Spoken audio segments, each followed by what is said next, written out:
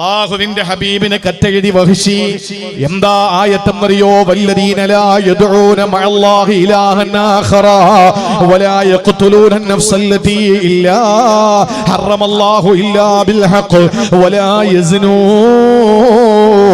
അല്ലാഹുവിന്റെ ഖുർആൻ പറഞ്ഞത് എന്താണ്? അല്ലാഹ് അല്ലാത്ത ഒന്നിനെയും ആരാധിക്കരുത്, അതുപോലെ അല്ലാഹ് ബഹുമാനിച്ച ഒന്നിനെയും കൊല്ലരുത്, വ്യഭിചരിക്കരുത്. നബിയെ ഇത് മൂന്നും ഞാൻ ചെയ്തു, അങ്ങയുടെ കൊച്ചാപ്പയെ കൊന്നു, വ്യഭിചരിച്ചു, ഞാൻ അല്ലാഹ് അല്ലാത്ത എല്ലാ ദൈവങ്ങളെയും ആരാധിച്ചു, അതുകൊണ്ട് മുസ്ലിം ആകാൻ പറ്റുമോ? നബി തങ്ങളോട് കത്തെഴുതി ചോദിക്കുക. അല്ലാഹുവിന്റെ ഹബീബ് മറുപടി കൊടുത്തു, വേണമെങ്കിൽ റസൂലിന് പറയാമല്ലോ, നീ എന്റെ കൊച്ചാപ്പയെ കൊന്നവനാണ്, പോടാ, നിനക്ക് ഹിദായത്ത് വേണ്ട, നീ നരകത്തിൽ കിടന്നാ മതി എന്ന് റസൂലിന് പറയാമല്ലോ. അല്ലാഹുവിന്റെ ഹബീബ് പറയില്ല. അവിടെന്ന് പറഞ്ഞു, വഹിഷിയോട് പറയുന്നു, എന്തിനാ പേടിക്കുന്നത്? അല്ലാഹ് പറഞ്ഞല്ലോ, ഇല്ലാമൻ താബ വ ആമന വ അമില സാലിഹാ. പശ്ചാത്തപിച്ച് ഈമാനോടെ സൽക്കർമ്മങ്ങൾ ചെയ്താൽ കുഴപ്പമില്ല, പശ്ചാത്തപിക്ക്, എന്നിട്ട് ഈമാൻ ഉണ്ടാക്ക്, എന്നിട്ട് അമല് സാലിഹാത്ത് ചെയ്, കുഴപ്പമില്ല. വീണ്ടും മറുപടി, വീണ്ടും അദ്ദേഹം കത്തെഴുതി ചോദിക്കുന്നു, നബിയെ അല്ലാഹ് പറഞ്ഞത് അമല് സാലിഹാത്ത് ഞാൻ ചെയ്തിട്ടില്ല, ഈമാനൊക്കെ എനിക്കുണ്ട്, അതുകൊണ്ടാണല്ലോ മുസ്ലിം ആകണമെന്ന് പറഞ്ഞത്, പശ്ചാത്താപമുണ്ട്, പക്ഷെ ഞാൻ അമലുകളൊന്നും ചെയ്തിട്ടില്ല, അപ്പൊ മുസ്ലിം ആകാൻ പറ്റുമോ? അടുത്ത ചോദ്യം. അപ്പൊ നബി തങ്ങൾ കൊടുത്ത മറുപടി, ഇന്നല്ലാഹ ലാ യഗ്ഫിറു അൻ യുശ്റക ബിഹി വ യഗ്ഫിറു മാ ദൂന ദാലിക ലിമൻ യശാ. അല്ലാഹുവിനോട് ശിർക്ക് ചെയ്യാത്തവർക്ക് ഒഴിച്ച് അല്ലാഹു ഉദ്ദേശിക്കുന്നവർക്ക് പുറത്തു കൊടുക്കും. അതുകൊണ്ട് ധൈര്യമായിട്ട് വന്നോ.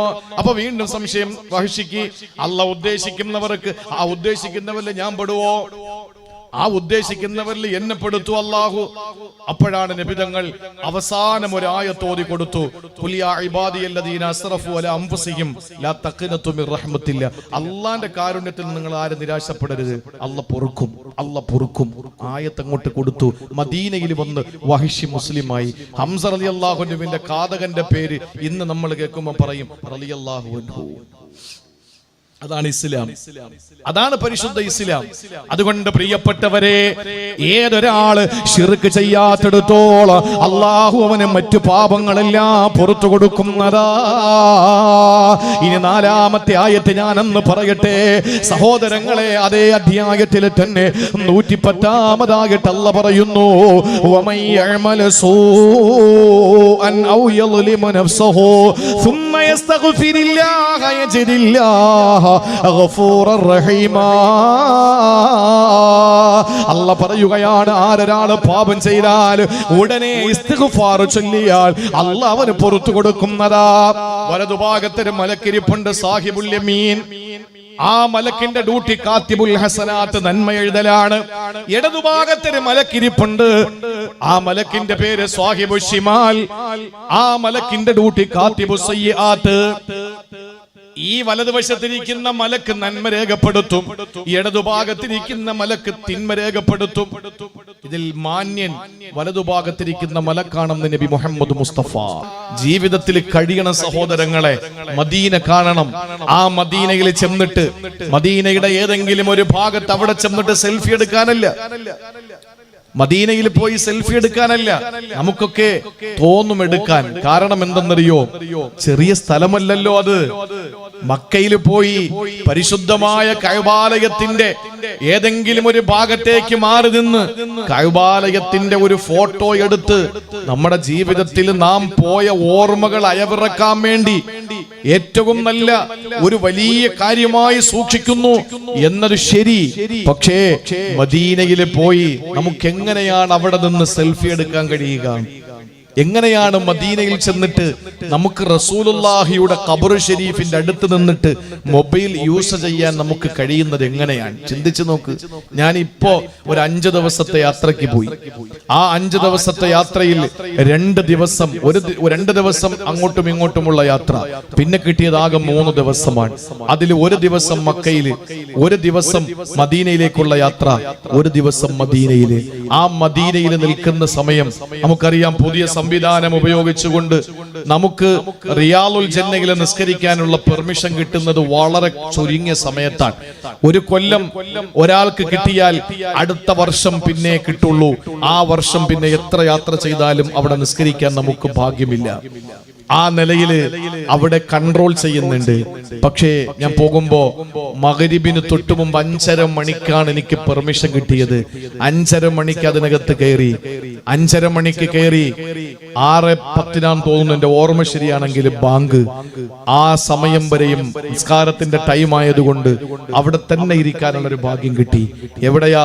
വലതുഭാഗത്ത് നോക്കുമ്പോ പരിശുദ്ധമായ മസ്ജിദുൻ നബവിയുടെ റസൂലിന്റെ മിമ്പർ, ഇടതുഭാഗത്ത് കിടക്കുന്നത് അഷ്റഫുൽ ഖൽഖ് നബി മുഹമ്മദ് മുസ്തഫ, തൊട്ടപ്പുറത്ത് മഹാനായ അബൂബക്കർ സിദ്ദീഖ് റളിയല്ലാഹു അൻഹു, തൊട്ടപ്പുറത്ത് മഹാനായ ഉമറുൽ ഫാറൂഖ് റളിയല്ലാഹു അൻഹു, പുറകിലൊക്കെ നബിതങ്ങളുടെ പ്രിയപ്പെട്ട ഭാര്യമാരുടെ വീടുകൾ നിന്ന സ്ഥലം, ഇരിക്കുന്ന സ്ഥലം, നബിതങ്ങൾ വിശ്രമിച്ച സ്ഥലം, സഹാബാക്കൾ കിടന്ന സ്ഥലം, നബിതങ്ങളുടെ പ്രിയപ്പെട്ട ഭാര്യമാര് നടന്ന സ്ഥലം. ആ സ്ഥലത്ത് നമ്മൾ ഇരിക്കുമ്പോ നമ്മുടെ മൈൻഡ് അങ്ങ് മാറുകയാണ്, നമ്മളങ്ങ് പൊട്ടുവാണ് ഹൃദയം. അപ്പോഴെങ്ങനാണ് നമുക്കെടുത്തു വെച്ചിട്ട് സെൽഫി എടുക്കാനും ആ ഒരു ടൈമിൽ നമുക്ക് എങ്ങനെയാണ് ഇതിനൊക്കെ ഓർമ്മ വരിക? ആ സമയം നമ്മുടെ മനസ്സ് പതറാൻ. നമ്മൾ എവിടാ ഇരിക്കുന്നത്? 1000 ചരിത്രങ്ങളിലേക്ക് നമ്മുടെ മനസ്സ് റിവൈൻഡ് ചെയ്യപ്പെടുമ്പോ എല്ലാം ഒരു തിരിഞ്ഞു നോട്ടം അള്ളാഹുവിന്റെ ഹബീബിന്റെ കാലഘട്ടത്തിലുള്ള സംഭവങ്ങളിലേക്ക് പോകുമ്പോ നമ്മുടെ നെഞ്ച് പെടയ്ക്കും. എനിക്ക് എന്ത് ക്വാളിറ്റിയാണ് ഇവിടെ വരാൻ, എനിക്കെന്ത് യോഗ്യതയാണ് ഈ മണ്ണിലിരിക്കാൻ? ആ ഒരു ചിന്ത വരുന്നത് അള്ളാഹുവിന്റെ റസൂലിന്റെ മുമ്പിലെത്തുമ്പോഴാണ് സല്ലല്ലാഹു അലൈഹി വസല്ലം. ഇവിടെ നിന്നുകൊണ്ട് എത്രയോ സ്വലാത്ത് നമ്മൾ ചെല്ലുന്നുണ്ട്. ഞാൻ അവിടെ ഇരിക്കുമ്പോൾ ചിന്തിച്ചത്, ഇവിടെ ഇരുന്ന് ഞാൻ അസ്സലാമു അലൈക യാ റസൂലല്ലാഹ് എന്ന് പറഞ്ഞ തൊട്ടടുത്ത് കിടന്നത് കേൾക്കല്ലേ? എങ്ങനെയാണ് അവിടുത്തെ മുഅദ്ദിന് അഷ്ഹദു അല്ലാ ഇലാഹ ഇല്ലല്ലാഹ് കഴിഞ്ഞിട്ട് അഷ്ഹദു അന്ന മുഹമ്മദുർ റസൂലുള്ളാഹ് പറയാൻ കഴിയുക? ആ പറയുമ്പോ തൊട്ട് താഴെ അത് കേട്ടുകൊണ്ട് കിടക്കുകയാണ്, അഷ്ഹദു അന്ന മുഹമ്മദുർ റസൂലുള്ളാഹ്. അവിടെയാണ് ബിലാൽ റളിയല്ലാഹു അൻഹു തകർന്നു പോയത്.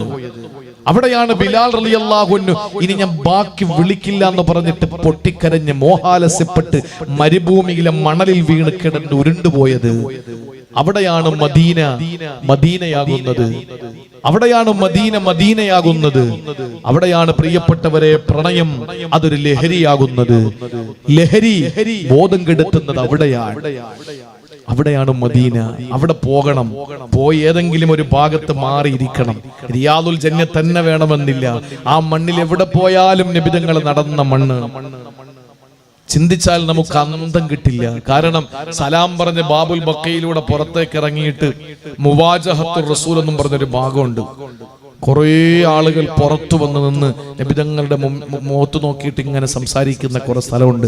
മുവാജഹത്തുൻ നബി എന്ന് പറഞ്ഞാൽ നബിതങ്ങൾ കിടക്കുന്നത് മുഖത്തോടും ഇങ്ങനെ മുഖം റസൂലുള്ളാഹിന്റെ മുഖം കാണാൻ പറ്റുന്ന ആ ഒരു അവസ്ഥ. എന്തൊരു ഭാഗ്യമാണ് പ്രിയപ്പെട്ടവരെ. അതിന്റെ നേരെയാണ് മദീനയുടെ കോടതി. നബിതങ്ങൾ കണ്ടുകൊണ്ട് കിടക്കുക. ഇതൊക്കെ ഒരു അത്ഭുതമല്ലേ? മദീനയുടെ കോടതിയിൽ ഒരു വിധി നടപ്പിലാക്കുമ്പോ അവിടെ നീതിയോടുകൂടി മാത്രമേ വിധി നടപ്പിലാക്കൂ. കാരണം ലോകത്ത് നീതി പഠിപ്പിച്ച നീതിമാനായ അല്ലാഹു റബ്ബുൽ ഇസ്സത്തിന്റെ പ്രിയപ്പെട്ട ദൂതർ മുഖത്തോട് ഇങ്ങനെ കോടതിയിലേക്ക് ആ ജഡ്ജിന്റെ മുഖത്തേക്ക് ഇങ്ങനെ നോക്കി കിടക്കുകയാണ്. എന്തൊരു രസമാണ് മദീന. നമ്മളെ ഹറമിൽ ചെല്ലുമ്പോ ഭ്രാന്തായി കഅബ കാണുമ്പോ നമ്മളെ താളം തെറ്റി നമ്മൾ വല്ലാത്തൊരവസ്ഥയിലേക്ക് അങ്ങ് മാറും. അത് കഴിഞ്ഞ് കഅബയോട് വിട പറഞ്ഞ് വണ്ടി കയറുമ്പോ നമുക്ക് നമ്മുടെ ഏറ്റവും പ്രിയപ്പെട്ട ഒരു കാമുകിയെ നമ്മളെ ഒഴിവാക്കി പോകുമ്പോൾ ആ ഒരു ഫീലാണോ? അല്ല, എന്തോ ഒരു മാനസിക വെപ്രാളമാണ് നമുക്ക്. അവിടെ നിന്ന് മദീനയിലേക്ക് എത്തുമ്പോഴേക്കും കഅബ നമ്മളങ്ങ് മറന്ന് കഅബയോട് യാത്ര പറഞ്ഞിറങ്ങി മക്കയോട് വിട പറഞ്ഞ് വാഹനത്തിൽ കയറിയ വിരഹത്തിന്റെ വേദന മറന്ന് എന്നിട്ട് മദീനയിലേക്ക് നമ്മൾ എത്തി. ആ മദീനയുടെ ആ പട്ടണത്തിന്റെ കെട്ടിടങ്ങൾ കണ്ടു തുടങ്ങുമ്പോ അതൊക്കെ അനുഭവിച്ചറിയേണ്ട വിവരണാതീതമാണ്. അനുഭവിച്ചറിയണം. വാഹനത്തിൽ ഇരുന്നിട്ട് മദീന എത്തി എന്ന് പറയുമ്പോ മദീനയുടെ കെട്ടിടങ്ങൾ കണ്ടു തുടങ്ങുമ്പോ നമ്മുടെ ചങ്ക് പറഞ്ഞു പോകും. നമ്മൾ എന്നിട്ട് മദീനയിൽ ചെന്ന് ഏറ്റവും നല്ല വസ്ത്രം ധരിച്ച്, കഅബയിൽ അങ്ങനെയല്ല, ഏറ്റവും മുഷിഞ്ഞ വേഷം ധരിക്കും. അതാണ് അല്ലാഹുവിന് ഇഷ്ടം. അള്ളാഹ്ക്ക് ഇഷ്ടം ഏതാണ്? കഅബയില് എങ്ങനെയാണ് ഹജ്ജിന് വരേണ്ടത്? മുടി ചീകിയാൽ ഒരു രോമം കൊഴിഞ്ഞു പോയാൽ കഫാറത്തുണ്ട്. അതുകൊണ്ട് മുടി ചീകാതെ ജട പിടിച്ചിരിക്കാൻ ഇഹ്റാമിന്റെ സമയം മുതൽ. ദാടി കോതാതെ എണ്ണ തേക്കാതെ ഹറാം. സുഗന്ധം പൂശാതെ വിയർത്ത് ഒരു മനുഷ്യൻ ദുർഗന്ധം വമിക്കുന്നു. പൊടി പിടിച്ച് ഇഹ്റാമിന്റെ ഡ്രസ്സൊക്കെ പൊടി പിടിച്ച് തല ജടകെട്ടി ദാടി ജടകെട്ടി കുളിക്കാതെ അള്ളാഹുവിന്റെ പരിശുദ്ധ ഹറമിലേക്ക് അങ്ങോട്ട് ഇറങ്ങിയിട്ട് റബ്ബേ ഇതാ എന്റെ പ്രൗഢിയില്ല. ഞാൻ തിരൂരിലെ സമ്പന്നനായിരുന്നു, ഞാൻ കോടീശ്വരനാണ്. എന്റെ ഓരോ ഡ്രസ്സും 3000-4000 വിലയുള്ള ഷർട്ടാണ്, പാന്റാണ്, മുണ്ടാണ്. പക്ഷെ അതൊക്കെ ഞാൻ കളഞ്ഞു. ഞാനിതാ വെറും 150 രൂപയുടെ ഒറ്റ മുണ്ട്, 150 രൂപയുടെ ഒരു ഷോള് ഞാൻ പുതച്ചിരിക്കുന്നു. ഞാൻ സോപ്പ് തേക്കുന്നില്ല. ഞാൻ ഏറ്റവും വില കൂടിയ സോപ്പ് തേച്ചവൻ, ഏറ്റവും വലിയ സുഗന്ധം പൂശിയവൻ. ഇല്ല, എനിക്കതൊന്നും വേണ്ട. ഞാൻ എണ്ണ തേച്ചിട്ട് എന്റെ ഹെയർ സ്റ്റൈലിനെ ഞാൻ പ്രൊട്ടക്ട് ചെയ്തവൻ ഇതാ പാറിക്കടക്കുകയാണ് പൊടി പിടിച്ചിട്ട്. മക്കയിൽ വന്ന് അല്ലാഹുവിന്റെ പരിശുദ്ധമായ ഹറമിലേക്ക് ഇറങ്ങി അവിടെ നിന്ന് പാപത്തിന്റെ ഭാരം മുഴുവന് ഹജറുൽ അസ്വദിൽ ഇറക്കി വെച്ചിട്ട് നേരെ നമ്മൾ വണ്ടി കയറി മദീനയിൽ പോകുമ്പോ ഇങ്ങനല്ല പോകേണ്ടത്. നിന്റെ ജീവിതത്തിലെ ഏറ്റവും വില കൂടിയ വസ്ത്രം എടുക്കുക, ഏറ്റവും ടോപ്പ്. മദീനയിൽ പോകുമ്പോ അങ്ങനെയാണ്, ഏറ്റവും ടോപ്പ് വസ്ത്രം വെള്ള. അഫ്ളലു സിയാബി അൽ അബിയദ്, ഏറ്റവും നല്ല വസ്ത്രം വെള്ള വസ്ത്രം എടുക്കുക. ഏറ്റവും വില കൂടിയ മുണ്ട് വാങ്ങ്, ഏറ്റവും ടോപ്പിലുള്ള ഒരു ഷർട്ട് വാങ്ങ്, എന്നിട്ട് ധരിക്കുക. ഏറ്റവും മണമുള്ള, നിനക്ക് കിട്ടാൻ പറ്റുന്ന ഏറ്റവും വലിയ സുഗന്ധമുള്ള അപ്പർ വാങ്ങ്. കൊടുത്തിട്ട് വാങ്ങുന്ന ലക്ഷങ്ങൾ മുടക്ക്. ആരാ കിടക്കുന്നത്? വിയർപ്പിന് പോലും കസ്തൂരിയുടെ ഗന്ധമുള്ള മുഹമ്മദ് മുസ്തഫ. അവിടത്തേക്ക് പോകുമ്പോ ഏറ്റവും വില കൂടിയ ആ സുഗന്ധം പൂശി നല്ല കുളിച്ചൊരുങ്ങി നല്ല സൗന്ദര്യം വർദ്ധിപ്പിച്ച് മദീനയിലേക്ക് ചെന്നിട്ട് അഷ്റഫുൽ ഖൽക്കിന്റെ അടുത്തേക്ക് നമ്മൾ ഇങ്ങനെ എത്തി തുടങ്ങുമ്പോ നമ്മുടെ നെഞ്ചങ്ങോട്ട് പിടയ്ക്കാൻ തുടങ്ങും. ആരുടെ അടുത്താ പോണത്? ഇത് ആരുടെ അടുത്തായി പോണത്? ജിബ്രീലിനെ സൃഷ്ടിക്കാൻ കാരണക്കാരന്റെ അടുത്തോ? സ്വർഗത്തെ സൃഷ്ടിക്കാൻ കാരണക്കാരന്റെ അടുത്തോ? നരകത്തെ സൃഷ്ടിക്കാൻ കാരണക്കാരന്റെ അടുത്തോ? അല്ലാത്ത അള്ളാന്റെ അർശിനെ സൃഷ്ടിക്കാൻ കാരണഭൂതരായ നബി മുഹമ്മദ് മുസ്തഫ, ഈ ലോകം മുഴുവൻ സൃഷ്ടിക്കപ്പെടാൻ കാരണഭൂതരായ ഹബീബായ നബി മുഹമ്മദ് മുസ്തഫ സല്ലല്ലാഹു അലൈഹി വസല്ലമയുടെ ചാരത്തേക്ക് പോകുമ്പോ നെഞ്ച് പിടയ്ക്കണം, ഹൃദയം പൊട്ടി മസ്ജിദുൻ നബവിയിൽ വീണിട്ട് മരിക്കണം. എന്നിട്ടെടുത്ത് ബഖയിൽ കൊണ്ടുവന്ന് അടക്കണം. ആ ഭാഗ്യത്തിന് വേണ്ടി ആ ദ്വാരക്കേണ്ടത്. എന്റെ മദീന എന്ന ശീർഷകത്തില് നമ്മൾ ഓരോരുത്തരും ഒരുമിച്ച് കൂടുമ്പോ ഇവിടത്തെ ഒറ്റ ദുആ, പടച്ചവനെ മദീനയിൽ ചെന്നിട്ട് മരിക്കണം. എന്നിട്ട് വേറെ ഒന്നും വേണ്ട. ഇന്നലെ ഞാൻ പ്രസംഗിച്ചത് തിരുവനന്തപുരം ജില്ലയിൽ കല്ലമ്പലം എന്ന് പറയുന്ന ഒരു പ്രദേശത്താണ്. അവിടെ പ്രസംഗിക്കുമ്പോ അവിടുത്തെ ഒരു സഹോദരിയെ പറ്റിയിട്ട് അവിടുത്തെ ഉസ്താദ് ദുആക്ക് മുമ്പ് സംസാരിച്ചു. ജീവിതത്തിൽ വലിയ ആഗ്രഹമായിരുന്നു ആ പ്രിയപ്പെട്ട പെങ്ങൾക്ക് ഹറമിൽ പോയി. ഹറമിൽ ചെന്നു, ഉംറ കഴിഞ്ഞു, മരിച്ചു. ചെറുപ്പക്കാരിയാണ്. ആ മരണം സംഭവിച്ചപ്പോഴേക്കും ആ പ്രിയപ്പെട്ട സഹോദരി മഗ്രിബ് നമസ്കാരത്തിനാണ് മരിക്കുന്നത്. ഇശാ നിസ്കാരത്തിന് മയ്യത്ത് അടക്കുന്നു. ഇശാ നിസ്കാരത്തിന് പള്ളിയിൽ മയ്യത്ത് കൊണ്ടുവന്നു. ഏത് പള്ളി? പുൽപ്പറമ്പ് പള്ളിയാണോ? തിരൂര് പള്ളിയാണോ? താനൂര് പള്ളിയാണോ? മസ്ജിദുൽ ഹറം. അള്ളാഹുവിന്റെ തീരുമാനം, അന്ന് വേറെ മയ്യത്തൊന്നുമില്ല. ഇഷാക്കാകെ ഈ മലയാളിയായ പെൺകുട്ടിയുടെ മയ്യത്ത് മാത്രം ഇഷാക്ക്. അന്ന് ഇഷാക്ക് ഇമാമത്തിന് വന്നത് ഹറം മേധാവി ബഹുമാനപ്പെട്ട ഷെയ്ഖ് അബ്ദുറഹ്മാൻ സുദൈസ്. ആലോചിച്ച് നോക്കിയേ, മസ്ജിദുൽ ഹറമിൽ വെച്ച് ഒരു മയ്യത്തിന് അവിടെ കൂടിയ ആ ലക്ഷക്കണക്കിന് വിശ്വാസികൾ മയ്യത്ത് നിസ്കരിക്കുന്നു. ഇമാമ് നിൽക്കുന്നത് പുൽപ്പറമ്പ് പള്ളിയിലെ ഇമാമല്ല, മസ്ജിദുൽ ഹറമിലെ ഇമാമ്. ആ ഇമാമിന്റെ നേതൃത്വത്തിൽ ലക്ഷക്കണക്കിന് ആളുകൾ നിസ്കരിക്കുന്ന എന്തൊരു ഭാഗ്യമാണ് പ്രിയപ്പെട്ടവരെ. പക്ഷെ അടക്കുന്നത് ഷറഫിയ എന്ന പ്രദേശത്താണ്. മദീനയിൽ മരിച്ചാൽ ബഖയിൽ തന്നെ. മക്കത്ത് മരിച്ച മുഅല്ലയിൽ അടക്കൂല, വിദേശികളെ മറ്റൊരു സ്ഥലത്ത് അടക്കുന്നത്. അതുകൊണ്ട് മദീനയിൽ പോകണം, ആ മദീനയുടെ ചാരത്ത് ചെന്നിരിക്കണം. എന്നിട്ട് അല്ലാഹുവിന്റെ ഹബീബിനോട് സലാം ചൊല്ലിയിട്ട് അല്ലാഹുവിനോട് പറയണം, അല്ലോ തിരൂരിൽ നിന്നൊരു പാവപ്പെട്ടവനാ വന്നിരിക്കുന്നത് റബ്ബേ,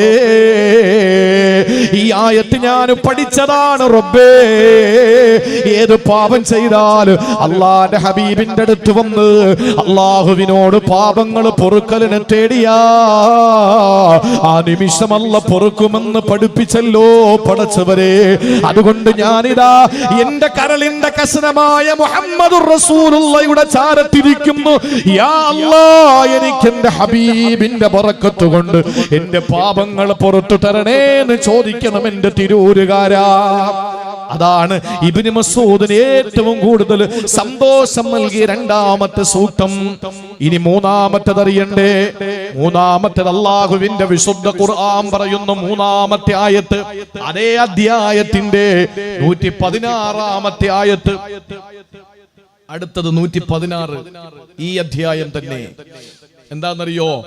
5 ആയത്തുകൾ എന്റെ ജീവിതത്തില് ഈ ലോകം മുഴുവനും എനിക്ക് കിട്ടുന്നതിനേക്കാൾ എനിക്ക് ഏറ്റവും വലിയ സന്തോഷമാണെന്ന് പറഞ്ഞ 5 ആയത്തുകളിലെ മൂന്നാമത്തേത് അല്ലാഹു പറയുകയാണ്, ഇന്നല്ലാഹ ലാ യഗ്ഫിറു അൻ യുശ്റക ബിഹി വയഗ്ഫിറു മാ ദൂന ദാലിക ലിമൻ യശാ വമൻ യുശ്രിക് ബില്ലാഹി ഫഖദ് ഇഫ്തറാ ഇസ്മൻ അളീമാ. അല്ലാഹു പറയുകയാണ്, ഇന്നല്ലാഹ ലാ യഗ്ഫിറു അൻ യുശ്റക ബിഹി, അല്ലാഹുവിനെ അസിസ്റ്റന്റിനെ വെച്ച് കൊടുക്കുന്നവൻ അല്ലാഹു പൊറുക്കൂല. വയഗ്ഫിറു മാ ദൂന ദാലിക ലിമൻ യശാ, അതല്ലാത്ത ഏത് പാപമായാലും അല്ലാഹു ഉദ്ദേശിക്കുന്നവൻ അല്ലാഹു പുറത്തു കൊടുക്കും. MDM ഉപയോഗിച്ചവരെ നിസ്കാരത്തിന് പള്ളിയിൽ കയറിയിട്ട് കൈ ഇങ്ങനെ കെട്ടുന്നവരുണ്ട്, ഇങ്ങനെ കെട്ടുന്നവരുണ്ട്, താഴോട്ട് കെട്ടുന്നവരുണ്ട്, വിരൽ അനക്കുന്നവരുണ്ട്, അനക്കാത്തവരുണ്ട്. ഇതൊക്കെ പള്ളിക്കകത്ത്. പക്ഷേ പള്ളിയുടെ പുറത്തിറങ്ങിയാൽ എല്ലാവരുടെയും ചലനം ഒരുപോലെയാണ്. ചില പള്ളികളിൽ പോയാൽ എന്താണെന്നറിയോ? പള്ളിക്കകത്ത് കയറിയാൽ അത്തഹിയാത്തിൽ ഇങ്ങനെ അനക്കുന്ന ഒരു വിഭാഗം, അനക്കാത്ത വിഭാഗം, കൈ ഇങ്ങനെ കെട്ടുന്നവർ, ഇങ്ങനെ കെട്ടുന്നവർ, ഇങ്ങനെ കെട്ടുന്നവർ, പല കോലത്തിലുണ്ട്. പക്ഷെ ആ പള്ളിയുടെ പുറത്തിറങ്ങിയാൽ എല്ലാവരുടെയും പ്രവർത്തനം ഒന്ന്. എന്താണ്?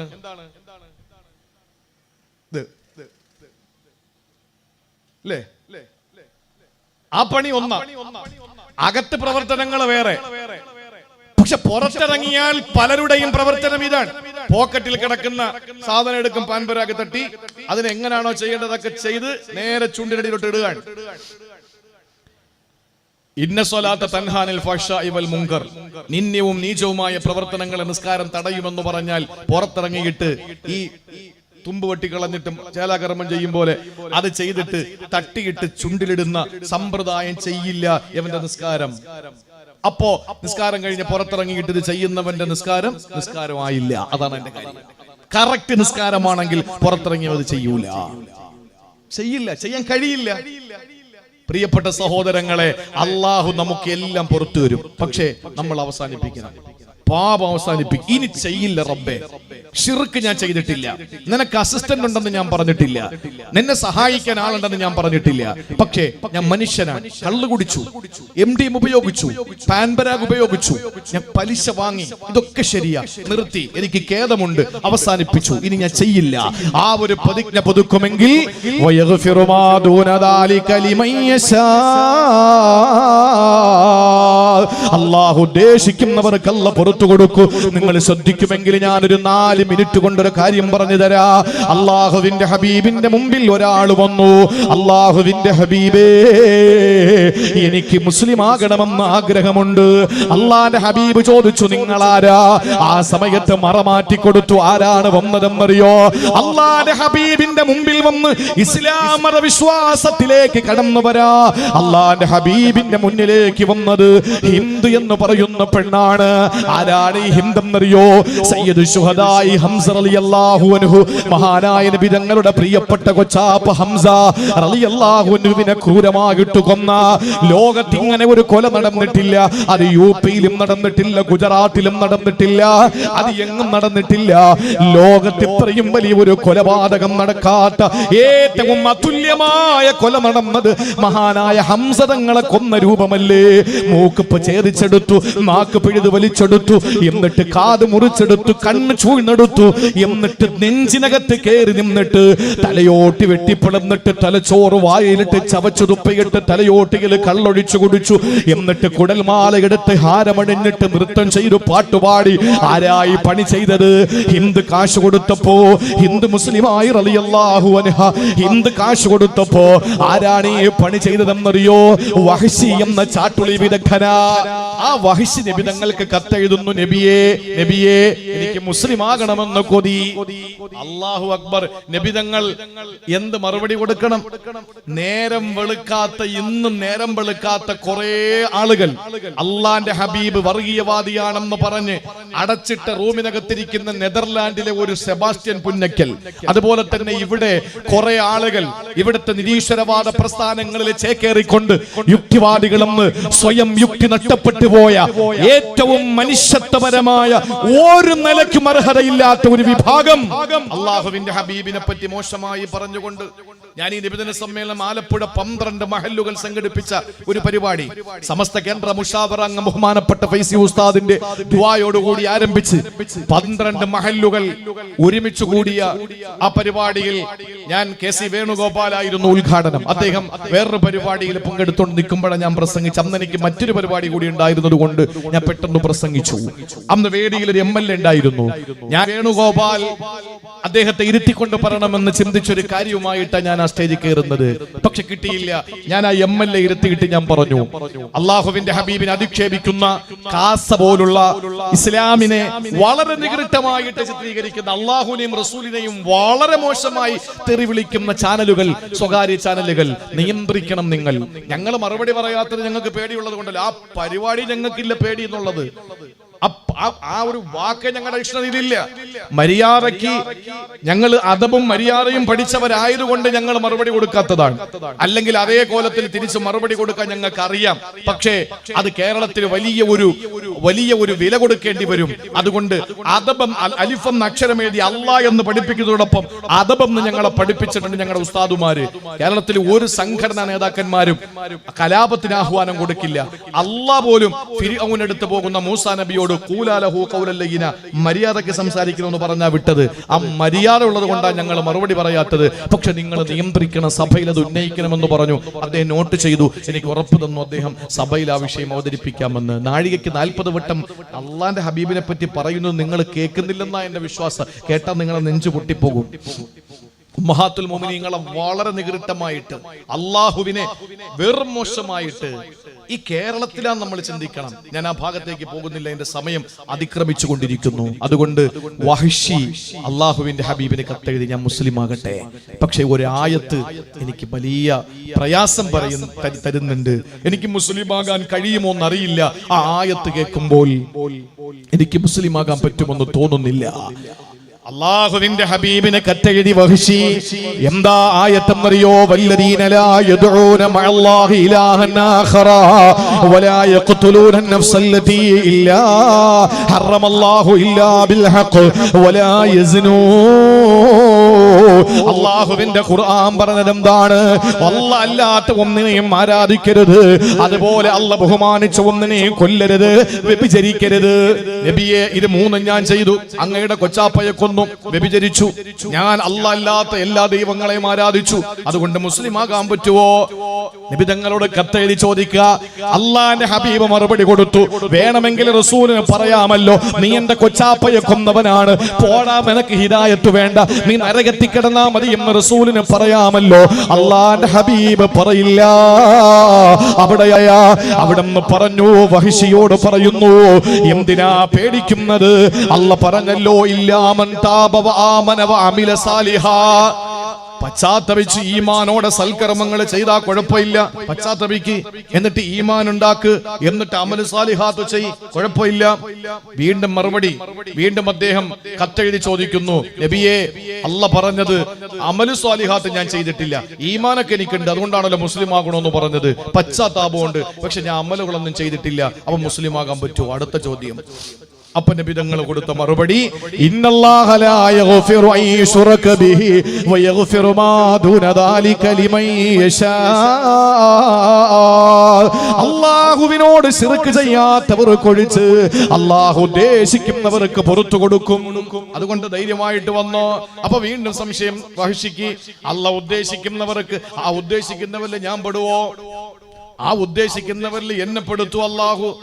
അപ്പോഴാണ് നബിതങ്ങൾ അവസാനം ഒരു ആയത്ത് ഓതി കൊടുത്തു, ഖുൽ യാ ഇബാദിയല്ലദീന അസ്റഫു അലാ അൻഫുസിഹിം ലാ തഖ്നതു മിർ റഹ്മത്തില്ലാ. അല്ലാഹുവിന്റെ കാരുണ്യത്തിൽ നിങ്ങൾ ആരും നിരാശപ്പെടരുത്, അല്ലാഹു പൊറുക്കും, അല്ലാഹു പൊറുക്കും. ആയത്ത് അങ്ങോട്ട് കൊടുത്തു. മദീനയിൽ വന്ന് വഹിഷി മുസ്ലിമായി. ഹംസ റളിയല്ലാഹു അൻഹുവിന്റെ കാതകന്റെ പേര് ഇന്ന് നമ്മൾ കേൾക്കുമ്പോൾ പറയും റളിയല്ലാഹു അൻഹു. അതാണ് ഇസ്ലാം, അതാണ് പരിശുദ്ധ ഇസ്ലാം. അതുകൊണ്ട് പ്രിയപ്പെട്ടവരെ, ഏതൊരാള് ശിർക്ക് ചെയ്യാത്തിടത്തോളം അള്ളാഹു അവന് മറ്റു പാപങ്ങളെല്ലാം പുറത്തു കൊടുക്കുന്നതാ.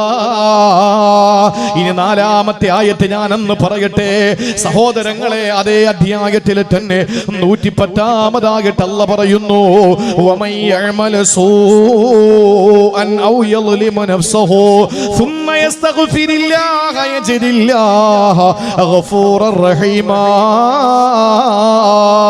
അല്ലാഹു പറയുകയാണ്, ആരൊരാൾ പാപം ചെയ്താൽ ഉടനെ ഇസ്തിഗ്ഫാർ ചൊല്ലിയാൽ അല്ലാഹു അവന് പുറത്തു കൊടുക്കുന്നതാ. വലതുഭാഗത്തൊരു മലക്കിരിപ്പുണ്ട്, സാഹിബുൽ യമീൻ. ആ മലക്കിന്റെ ഡ്യൂട്ടി കാത്തിബുൽ ഹസനാത്ത്, നന്മ എഴുതലാണ്. ഇടതുഭാഗത്തൊരു മലക്കിരിപ്പുണ്ട്, ആ മലക്കിന്റെ പേര് സ്വാഹിബു ഷിമാൽ. ആ മലക്കിന്റെ ഡ്യൂട്ടി കാത്തിബു സയ്യിആത്ത്. ഈ വലതുവശത്തിരിക്കുന്ന മലക്ക് നന്മ രേഖപ്പെടുത്തും, ഇടതുഭാഗത്തിരിക്കുന്ന മലക്ക് തിന്മ രേഖപ്പെടുത്തും. ഇതിൽ മാന്യൻ വലതുഭാഗത്തിരിക്കുന്ന മലക്കാണെന്ന് നബി മുഹമ്മദ് മുസ്തഫ. എന്തുകൊണ്ടെന്നറിയോ? നമ്മളിപ്പോ ബക്കറ്റ് കൊണ്ടുവരാൻ പോവാണ്, മനസ്സിലൊരു നീയത്ത്, പടച്ചവനെ 500 രൂപ അതിലിടണം, 500 രൂപ അതിലിടണമെന്നൊരു മനസ്സിൽ മോഹം തീരുമാനിച്ചു. ബക്കറ്റ് അടുത്തെത്തിയപ്പോൾ ഈമാൻ ചോർന്ന് ഇട്ടത് 50 രൂപ. അള്ളാഹു 500 ഇടണമെന്ന ചിന്തയ്ക്ക് അള്ളാഹു താല പ്രതിഫലവും കൊടുക്കും, 50 ഇട്ടതിന് അതിന്റെ പ്രതിഫലവും കൊടുക്കും. അതാണ് പടച്ചവൻ. എന്നാൽ തിന്മ ചെയ്യണമെന്ന് ഇത് കഴിഞ്ഞാൽ ഇൻഷാ അല്ലാഹ് വാങ്ങി വെച്ചിരിക്കുന്ന കുപ്പി ഒന്ന് കുടിച്ചിട്ട് വേണം കണക്കായി. വാഴ കേട്ടിട്ടുണ്ടപ്പോൾ ഒരാൾ ചിന്തിച്ചു. ദുആ കഴിഞ്ഞ് പോയപ്പോ മനസ്സ് മാറി, പടച്ചോനെ ഞാൻ ചെന്നുടനെ ഒന്ന് പൊട്ടിച്ചു കളയും. ഈ ചിന്തിച്ചതിന് ശിക്ഷ അല്ലാഹ് തരുവോ? ഇല്ല, അല്ലാഹ് തരില്ല. അതാണ് പടച്ചവൻ. ഇനി കുടിച്ചാലോ? 50 രൂപ ഇട്ടാൽ നിങ്ങൾ 50 രൂപയുടെ പ്രതിഫലമല്ല തരുന്നത്. ഇഖ്ലാസ് അനുസരിച്ച് അല്ലാഹു തആല വലിയ വലിയ പ്രതിഫലം നമുക്ക് തരുന്നതാണ്. പക്ഷേ ഒരു തിന്മ ഒരാൾ ചെയ്താ അതേ തിന്മയുടെ ശിക്ഷയെ അല്ലാഹു തരികയുള്ളൂ. അതിന് 100 അല്ലാഹു എഴുതൂല. മാത്രമല്ല വലതുഭാഗത്തിരിക്കുന്ന കാത്തിബുൽ ഹസനാത്തായ നന്മയുടെ എഴുത്തുകാരനായ മലക്ക് ഇടതുഭാഗത്തിരിക്കുന്ന മലക്കിനോട് പറയുമത്രേ, എടോ നീ അവന്റെ തിന്മ എഴുതരുത്, 7 മിനിറ്റ് നീ എഴുതരുത്. അവൻ അസ്തഗ്ഫിറുല്ലാ ചൊല്ലി അല്ലാഹ് പുറത്തു കൊടുക്കും. പിന്നെ നീ വെറുതെ എഴുതിയിട്ട് കാര്യമുണ്ടോ? അതുകൊണ്ട് ഇപ്പൊ എഴുതണ്ട. അവ ഇസ്തിഗ്ഫാർ ചൊല്ലിയില്ലെങ്കിൽ നീ എഴുതിയാ മതി. അപ്പൊ ഒരു തെറ്റ് സംഭവിച്ചു പോയ എന്ത് വേണം? ഉടനെ അസ്തഗ്ഫിറുല്ലാഹൽ അലീം. അതാ ഖുർആൻ 4-ാമതായിട്ട് പറഞ്ഞത്. ഇതും ഇബ്നു മസ്ഊദ് തങ്ങൾക്ക് ഏറ്റവും ഇഷ്ടപ്പെട്ട ആയത്താണ്. ചുരുക്കി പറയട്ടെ, സമയം അതിക്രമിച്ചു. 5-ാമത്തെ ആയത്ത് അല്ലാഹു പറയുകയാണ്. 5-ാമത്തെ ആയത്ത്, ഇന്നല്ലാഹ ലാ യളിമു മിസ്ഖാല ദർറത്തിൻ വഇൻ തകു ഹസനതൻ യുളാഇഫഹാ വയുതി മിൻ ലദുൻഹു അജ്റൻ അലീമാ. അതേ സൂറത്തുൻ നിസായിലെ 40-ാമത്തെ ആയത്താണ്. അല്ല പറയുന്നു, ആരൊരാള് പടച്ചതമ്പുരാനെ തിന്മ ചെയ്താൽ, പടച്ചവനോട് ധിക്കാരം ചെയ്ത, അള്ളാഹു ഒരു തരത്തിലുള്ള അക്രമവും അവനോട് കാണിക്കൂല. നന്മയാണ് ചെയ്യുന്നതെങ്കിലോ അതിനെ അല്ല ഇരട്ടിപ്പിക്കുന്നതാണ്. എന്നിട്ട് അള്ളാഹു വലിയ പ്രതിഫലം കൊടുക്കുകയും ചെയ്യുന്നതാ. സ്വർഗത്തിലേക്ക് ഓരോരുത്തരെ എങ്ങനെങ്കിലുമൊക്കെ അല്ല കയറ്റുമെന്നാണ്. അമലുകളൊന്നും ഇല്ലാത്തവന് അവന്റെ ഹൃദയത്തിൽ എന്തെങ്കിലും ഈമാനുണ്ടോ, ആ ഈമാനുള്ളവനെ സ്വർഗത്തിൽ അല്ലാഹു അവസാന ഘട്ടത്തിൽ കയറ്റുന്നതാണ്. ഏറ്റവും ഒടുവിൽ റസൂല് പറയുന്നു, സ്വർഗത്തിന്റെ അവകാശികൾ മുഴുവനും സ്വർഗത്തിൽ കയറുമ്പോ ഈ സമുദായത്തിലെ പാപികളായ ആളുകൾ നരകത്തിലാണ്. ആ നരകത്തിൽ കിടക്കുന്ന മനുഷ്യന്റെ അടുക്കൽ വന്നിട്ട് മലക്കുകൾ വിളിച്ചു ചോദിക്കും, ഫമൻ വജത്തും ഫീ ഖൽബിഹി മിസ്ഖാലു ദർറത്തിൻ മിൻ ഈമാന്റെ ഒരു കണികയെങ്കിലും നിങ്ങളുടെ കൽബിലുണ്ടോ? എവിടെയെങ്കിലും ഈമാന്റെ ഒരു കുത്ത്, ഒരു ഡോട്ട്, ഒരു ഡോട്ട് ആരുടെ ഹൃദയത്തിൽ ഈമാനുണ്ട്, കേറിക്കോ, അവസാനം അവനെ കൂടെ സ്വർഗത്തിൽ കൊണ്ടുപോകുമെന്ന് നബി മുഹമ്മദ് മുസ്തഫ. ഈ 5 ആയത്തുകൾ നമുക്ക് പ്രതീക്ഷ തരുന്ന 5 ആയത്തുകളാണ്. പാപം ചെയ്യാൻ, മിസ്യൂസ് ചെയ്യാൻ വേണ്ടിയിട്ടല്ല, ആ അള്ള പൊറുക്കും എന്തുവേണോ ചെയ്യാം എന്നൊരു ധാരണയ്ക്കല്ല. ചെയ്തു പോയ പാപങ്ങളുടെ പേരിൽ പാപഭാരവുമായിട്ട് ഇനി ഞാൻ രക്ഷപ്പെടില്ല എന്ന് കരുതിയിരിക്കുന്ന ഒരു സമൂഹത്തിന്റെ മുമ്പിൽ ഇബ്നു മസ്ഊദ് തങ്ങൾ പറയുന്നു, ദുനിയാവും അതിലുള്ള സകലതും കിട്ടുന്നതിനേക്കാൾ ഏറ്റവും അഭികാമ്യമായത് ഈ 5 ആയത്തുകളാണ്. അള്ളാഹു അമൽ ചെയ്യാനുള്ള തൗഫീഖ് തരട്ടെ.